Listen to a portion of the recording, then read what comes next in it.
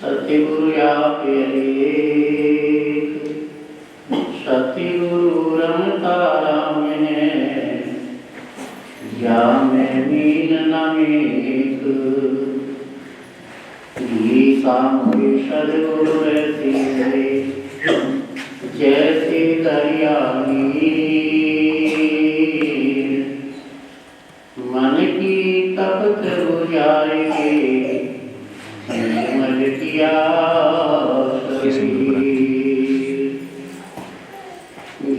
सामूहिक सदगुरु ऐसे मिले, जैसे सूर्य आकाश। धर्म अंधेरा मिट के ज्ञान किया प्रकाश। ये सारे माया के बंध हैं और इनमें हो रहा अंध। मेरा गंदा पिंड था तो सतगुरु करी सुगंध। बोलो साधु मेरे प्यारे सतगुरु के चरण अनुरागी हंसो। अभी आप ब्रह्मानंद जी की बड़ी दिव्य वाणी का श्रवण कर रहे थे, लेकिन कहते हैं, साहिब जी भी कहते हैं कि सत्संग की सार ना जाने। अगर सार को नहीं जानोगे, सत्संग करने से सुनने से कोई फायदा नहीं होगा।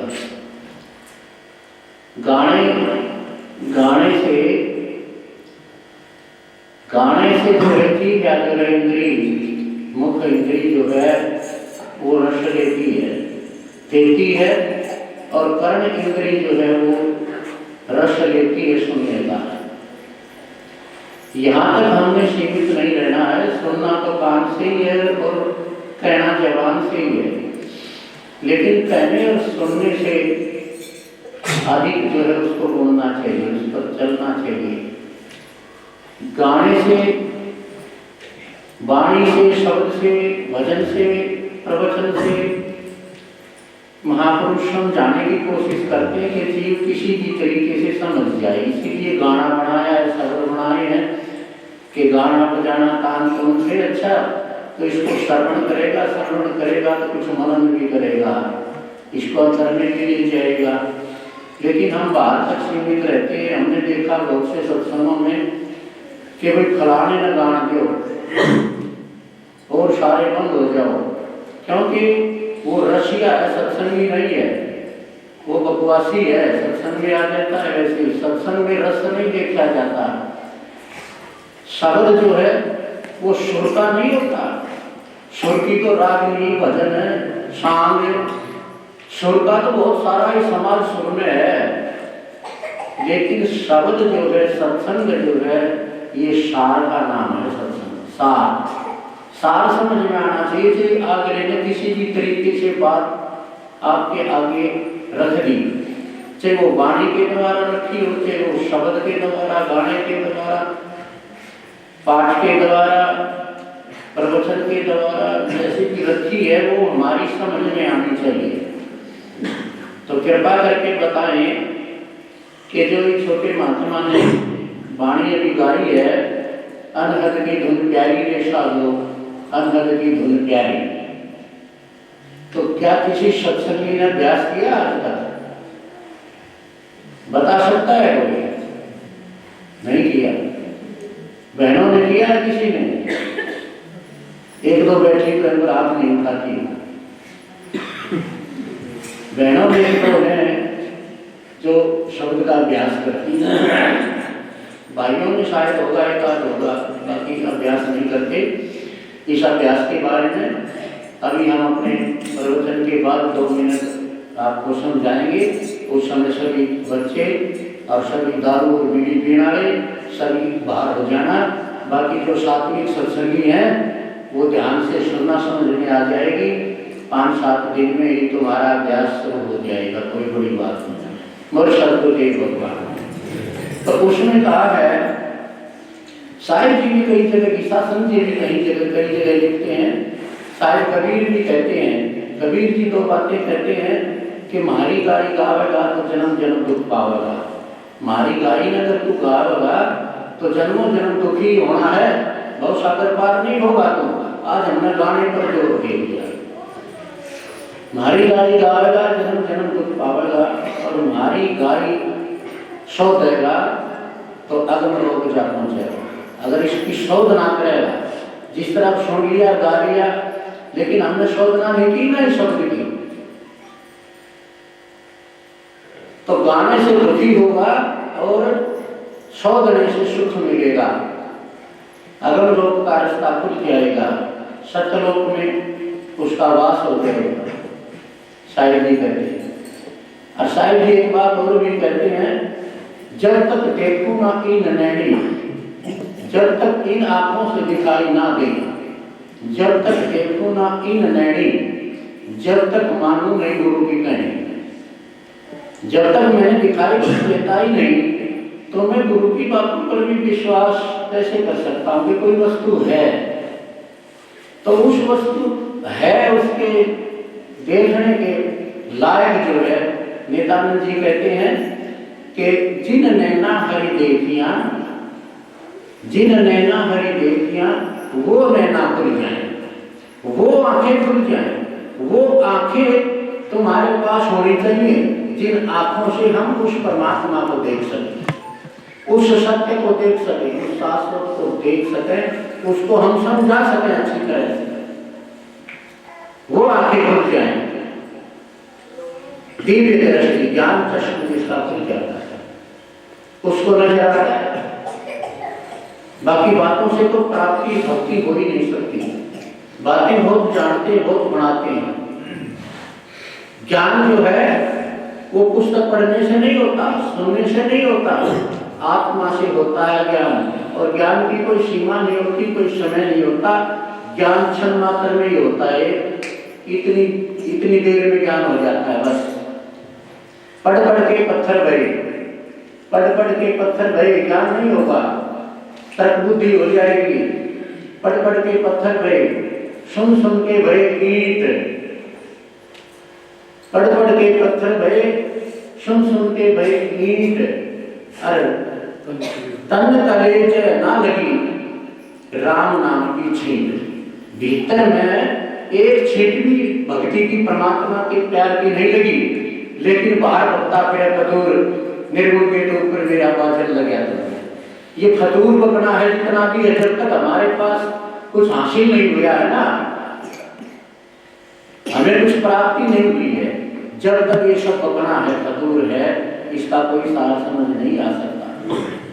तो इस वाणी में बड़ा सुंदर ढंग से अनहद के बारे में कबीर जी इसको अनहद कहते हैं, बाकी वैज्ञानिक रूप में इसको अनाहत, अनाहत शब्द कहते हैं। और संत जो है इसको जो है साध कहते हैं। मीराबाई ने भी कहा है, बाजा बाजा रे मां अनहद पूरा आनंद छाए। तुमने गाया और सुना है, लेकिन कदे वो आनंद छाया, कदे वो अनहद पूरा सुना ही दिया तुमने? नहीं दिया। क्यों? हम उस मार्ग में पहुंचे ही नहीं। हर संत ने, हर महापुरुष ने जो है इसको कहते हैं शर। शर में आता सारा संसार। शर अक्षर, अक्षर ऐसे लेके और अक्षर प्रज्ञ है तक, यानी जितने में हमारी पढ़ाई आ सकती है, जितने में लिखाई आ सकती है, उसको कहते हैं अक्षर। अक्षर, शर अक्षर। और इन दोनों से परे जो बात है नी अक्षर, उसका कोई अक्षर नहीं होता।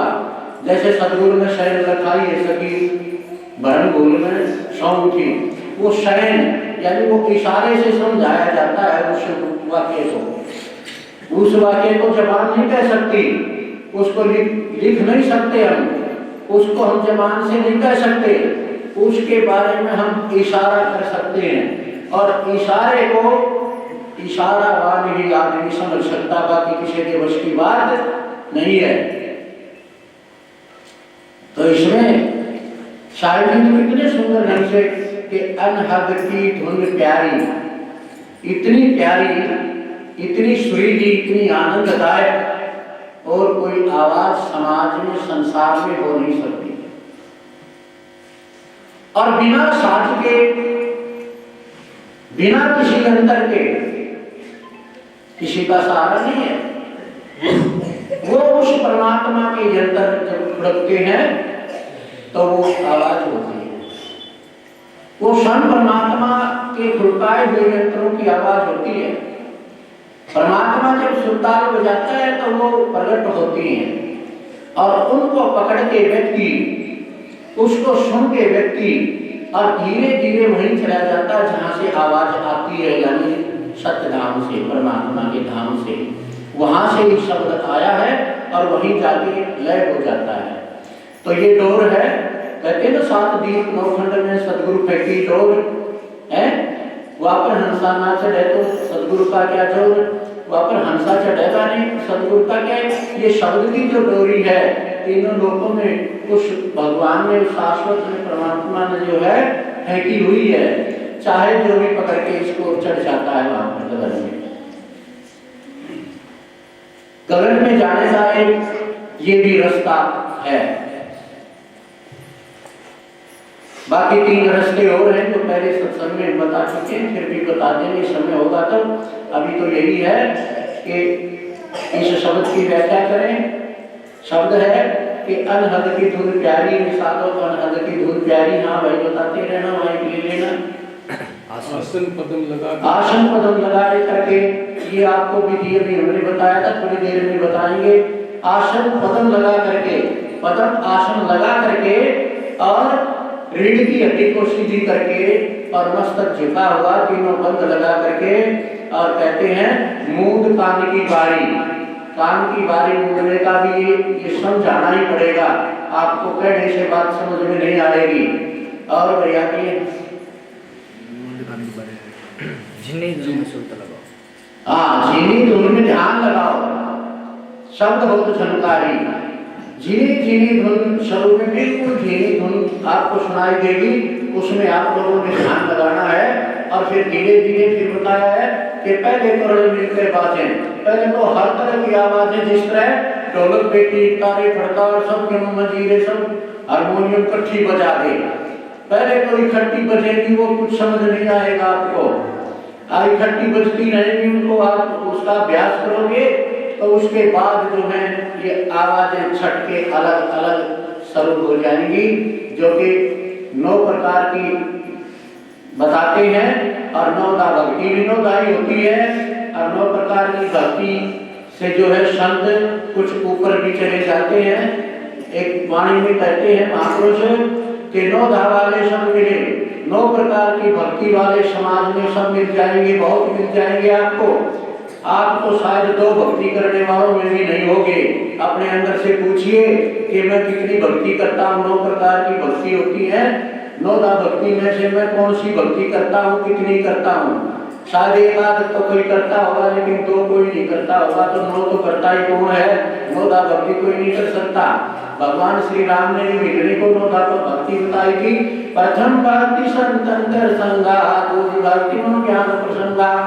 कि ये 2 भक्ति तो यही बताई है कि सबसे पहली भक्ति है मेरा जो है सत्संग करना, और दूसरी है मेरी कथा कीर्तन को सुनना, मनन करना, ध्यान करना उसके ऊपर। ये 2 प्रकार की भक्ति तो सबने करनी ही करनी चाहिए। और बाकी 9 प्रकार की जो भक्ति है, 9 दा भक्ति, और 9 से परे जो है वो एक और भक्ति है। 9 दा वाले सब मिले, 9 दा वाले मिल जाएंगे, लेकिन 10 दा मिलाना कोई, 10वीं प्रकार की भक्ति वाला कोई बिरला ही मिलता है। तो वो कैसा होता है? 9 दा वाले सब मिले, 10 दा मिलाना कोई, और 10 दा वाला जो मिला सो पार ब्रह्म होई। उसमें और परमात्मा में कोई अंतर नहीं होता। जो 10वीं प्रकार की प्रेमा भक्ति जो जानता है, जिसके अंदर बस वही वह होता है। 9 दा भक्ति में मैं और तू 2 चीज होती हैं, लेकिन 10 दा भक्ति के अंदर जो तू ही होता है, बाकी मैं नहीं होता उसके अंदर, समाप्त हो जाता है। तो इसमें जो है शब्द में सारी जो है अनहद की बातें बताई हैं। और आगे दिन दिन होत नाद जब निकसे। हाँ, दिन दिन जब आप अभ्यास करोगे तो दिन दिन ये स्वयं का होता चला जाएगा। बड़ा आनंददायक होता चला जाएगा। दिन दिन जितना अभ्यास करोगे उतना ही रस आने लगेगा। अब कहते हो तुम भक्ति में ध्यान नहीं लगता, फिर ध्यान हटाने को मन नहीं करेगा आपका, थोड़ा सा समय मिलेगा तभी भाग के बैठ जाओगे, तभी भाग के छिप जाओगे उस अभ्यास में। उसको छोड़ नहीं सकते, उसके बिना रह नहीं सकते आप, इतना आनंददायक है। जब वो निकलेगा काया काम पे सारी, काया काम ये होता है। इसमें होता है जब हम वो सारा सुरताल मिला लेते हैं तो शरीर के अंदर जो है रोमांच होगा, सारे रोंगटे खड़े हो जाएंगे। और जैसे सर्दी लगती है ना खूब कड़ाके की, सर्दी में जैसे शरीर कांपता है, ये अनहद नाद की सिद्ध होने की प्रमाणता देता है कि भाई इसका नाद सिद्ध हो गया है, ये जो है नादी हो चुका है। अब इसमें फिर बाहर के आवरण की जरूरत नहीं होती, फिर कोई अभ्यास करने की जरूरत नहीं होती मेरे वीरों, फिर कोई कोशिश करने की भी जरूरत नहीं होती। आपका 24 घंटे नाद चलता रहेगा, चलते फिरते खाते पीते सोते जागते, तब भी आपका अनुभव बढ़ेगा ना, तभी वो आपके साथ रहेगा। वो आपसे जुदा नहीं होता, जुदा था भी नहीं, खुदा जुदा नहीं होता कभी भी, वो हर समय इस जीव के साथ रहता है। हम ही जुदा हो जाते हैं उससे, लेकिन वो नहीं होता। तो वो एक बार जब जागृत हो जाएगा तो वो दिन रात तुम्हारे साथ रहेगा। तुम पीछा भी छुड़ाना चाहोगे तो वो पीछा नहीं छोड़ेगा आपका। फिर भक्ति ना करोगे तो भी होगी, छोड़ना चाहोगे तो भी जबरदस्ती होनी शुरू हो जाएगी भक्ति। उसको कोई किसी डॉक्टर के पास कोई इलाज नहीं है तो फिर भाई उस बीमारी को कोई काट दे, ऐसा रोग लग जाएगा फिर ये भक्ति का। जिसके भी लग गया वो नहीं पता है, भक्ति का एक बार जिस तरह में चढ़ गया सारा गड़गे तुम जगत पचारे वाले नहीं हले। दिया जी ने परमार्थ में शीश वही बहुत सागर पार करे, वही बहुत सागर पार हो गए। समाज ने हिला हिला कर देख लिए, हर चीजें हर एक नियम लगा के देख लिया, भगत के ऊपर कोई काम नहीं करता। जिसके अंदर वो दीवानगी वो प्रेम परमात्मा का पैदा हो जाता है, उसके लिए समाज और समाज की सब वस्तुएं बिल्कुल फीकी हो जाती हैं और वो वही है जो भी कुछ है उसकी नजर में बस। और वो अपने प्राण भी दे सकता अगर कोई लेता है तो, लेकिन वो भगवान को नहीं छोड़ेगा कभी भी। आपने देखा होगा जितने भी भक्त हुए हैं, माताओं में मीरा हुई है, मीरा ने देखो कितनी गालियां सहन करी, कभी गाली दी नहीं तुम तो बदले की चार दे देती हो। उसने दुनिया की सहन करी, पता नहीं क्या क्या बातें सहन करी कि केवल दुनिया चलाए, लेकिन भगत घबराता नहीं, भगत कभी डरता नहीं, और भगत कभी जवाब भी नहीं देता, भगत कभी लड़ने भी नहीं जाता, भगत अपनी मस्ती में मस्त रहता है। उसका न्याय तो परमात्मा ही करता है बस। उसके रंग में एक बार अगर हम लग जाएंगे ना तो बस कल्याण ही कल्याण हो जाएगा। कि अमृत बूंद भरे मुख माई। हाँ, एक बूंद 24 घंटे में जो है शरीर में परमात्मा ने कैसी बूंद दी जिसको अमी रस कहते हैं, 24 घंटे में एक बार गिरता है। वो मुख के अंदर नाद जब सिद्ध हो जाएगा तो मुख के अंदर जब तक रात के समय अचानक अपनी नींद टूट जाएगी और अचानक खड़े होके होश हवास खो के बैठ जाओगे ना, तो मुख के अंदर वो अमी रस की एक बूंद गिर जाती है, और वो बूंद गिर जाती है तो जन्म मरण से पीछा छूट जाएगा। बिल्कुल आसान काम। तन की सुध सब भूल जाते। हाँ, तन की सुधि नहीं रहेगी। शरीर नीचे बैठे है या चरपाई पर है या बाहर जंगल में है या घर में है, शुद्ध नहीं रहेगी शरीर की, वो उसमें खो जाएगा। शरीर का कोई भान नहीं रहेगा उसमें कि भाई गोटे दुखाई दे दुखते हैं, कमर दुखती है, कुछ नहीं होगा उसके अंदर। अब तो शिकायत आती है ना, बहुत आती है, माताएं कहती है महाराज जी गोटे दुख है, कमर दुख है, बैठने के ऊपर। उसमें ऐसा शरीर का अनुभव ही नहीं होगा आप लोगों को कि शरीर है भी नहीं। उस केंद्र में आप जो सतीत हो जाओगे। यहाँ घट में हो तू जारी है। हाँ, घट में जो है फिर उजाला हो जाएगा। जैसे अब आप सूर्य का प्रकाश देख रहे हो ना, जब आंखें बंद करोगे तो ऐसा ही प्रकाश अंदर में नजर आने लगेगा, प्रकाश हो जाएगा, उजाला हो जाएगा इसके अंदर, वो परमात्मा की लाइट इसमें प्रकट हो जाएगी। ब्रह्मानंद लीन मन होवे। हाँ, की बात है। और ये मन जो है ना, अब ये मन भक्ति नहीं करने देता। शैतान जब बैठेंगे, जब डाक मारता है, अब ये कहता है ये मन जो है उस नाद में इतना लीन हो जाएगा, इतना लीन हो जाएगा कि कितनी भक्ति करे जाओ दिन रात, मन नहीं रहेगा आपका कभी भी। ब्रह्मानंद लीन मन हो गए। देखी बात हमारी, देखी बात हमारी। ब्रह्मानंद जी कहते भाई हमारी देखी हुई कहाँ सा, बनाई हुई बात नहीं है, सुनी हुई बात नहीं है। हमने अपनी देखी, अपनी बीती हुई बात जो है आप लोगों को बताई है कि ये इसमें आता है।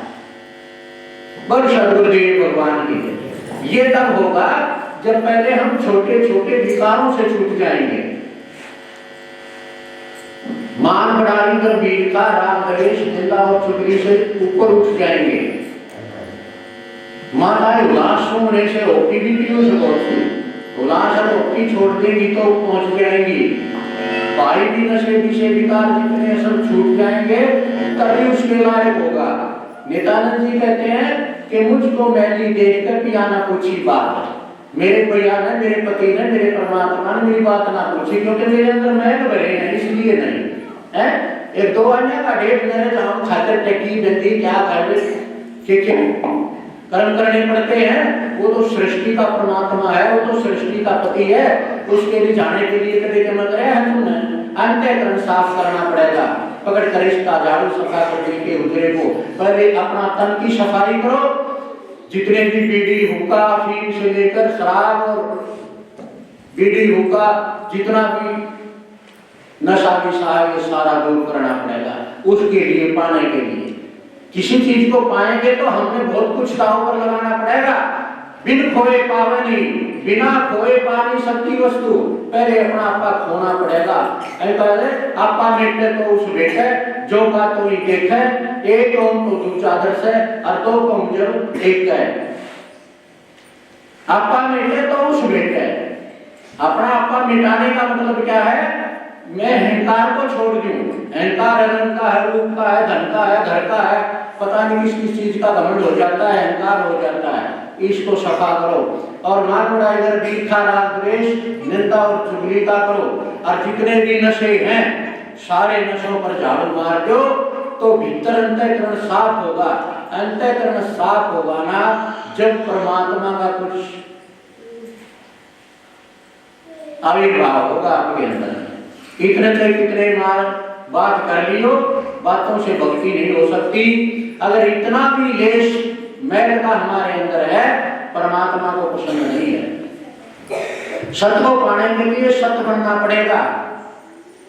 सत्य को पाने के लिए सत्य करना पड़ेगा। तो सत्य को पाना है, झूठ के लगाव में है तो सत्य को नहीं समझ सकेंगे हम।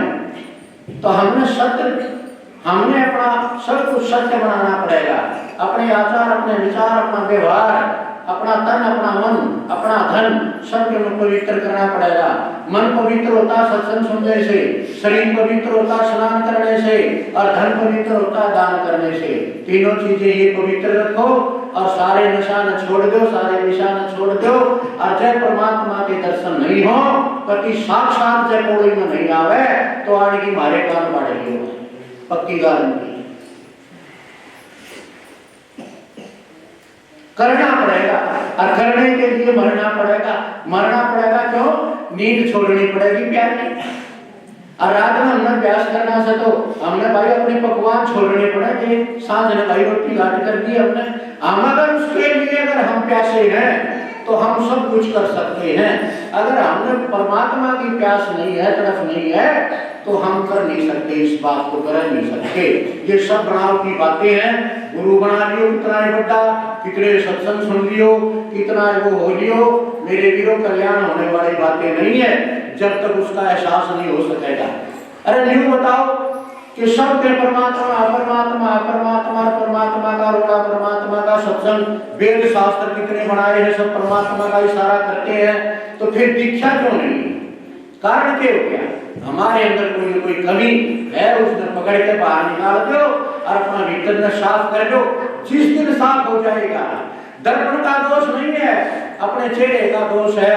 दर्पण पर दृष्टि मार दो, उसका जो अगरता हट जाएगा शीशे का, और तुम्हारा शीशा चेहरा जो है दिखाई देगा। अब पिशाच से खरा चेहरा वो दिखेगा भाई, अब घटिया बढ़िया कहाँ से जाए, वो तो दर्पण है, वो तो जिसा खरा थोबड़ा पाछ दिया भगवान ने शायद दिखा सके है, वो गड़बड़ नहीं कर सकता।